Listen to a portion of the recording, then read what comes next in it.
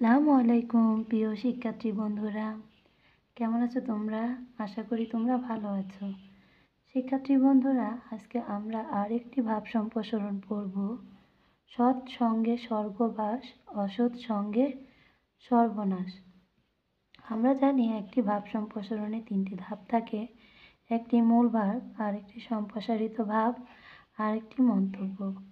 মূল ভাব হচ্ছে এই যে ভাব সম্প্রসারণটি কী বোঝানো হয়েছে তা সংক্ষিপ্ত করে লেখাকেই আসলে মূল ভাবে লিখতে হয়, আর এটি হচ্ছে ভাব সম্প্রসারণের প্রথম ধাপ।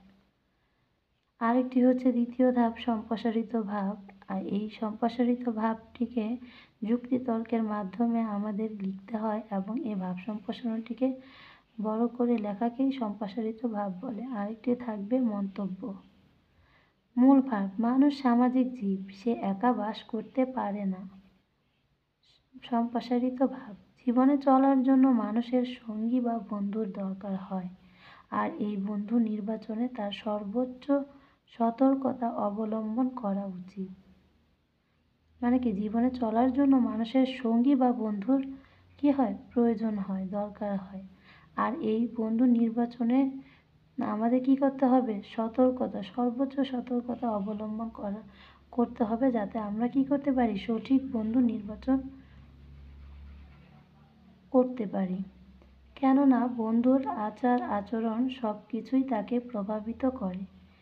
এক্ষেত্রে জীবনকে সার্থক ও সুন্দর করতে হলে সৎ লোকের সঙ্গে সম্পর্ক দরকার, কারণ খারাপ বা অসৎ বন্ধুর সঙ্গে চললে চরিত্র কলুষিত হয় এবং সৎ বা ভালো বন্ধুর মাধ্যমে চরিত্র আলোকিত হয়। জীবনে সফলতা লাভের জন্য অনেক বাধা বিপত্তি মোকাবেলা করতে হয়। সৎ লোকের সঙ্গে থেকে তার আদর্শে অনুপ্রাণিত হয়ে এসব বাধা বিপত্তি অতিক্রম করা সম্ভব। অন্যদিকে অসৎ সঙ্গ মানুষকে খারাপ পথে পরিচালিত করে, তাকে ধ্বংসের দিকে নিয়ে যায়। একজন মানুষ দীর্ঘদিন খারাপ লোকের সঙ্গে মেলামেশা করলে সে খারাপ হতে বাধ্য।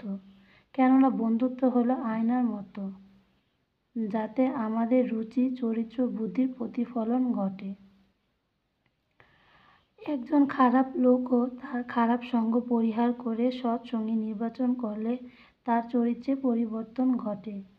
ক্রমেই সে বন্ধুর ভালো গুণাবলী অনুসরণ করতে শুরু করে। মন্তব্য, সুতরাং জীবনকে সুন্দরভাবে গড়তে উত্তম, মহৎ, যোগ্য, চরিত্রবান তথা সৎ সঙ্গী নির্বাচন করা উচিত। তা শিক্ষার্থী বন্ধুরা, আজকের মতো এই পর্যন্তই।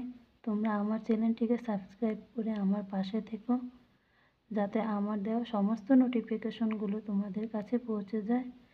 আর আমার এই ভিডিওটির উপর একটি লাইক কমেন্ট করো, অন্যের মাধ্যমে শেয়ার করে দিও। তো শিক্ষার্থী বন্ধুরা, আজকের মতো এই পর্যন্ত। আল্লাহ হাফেজ।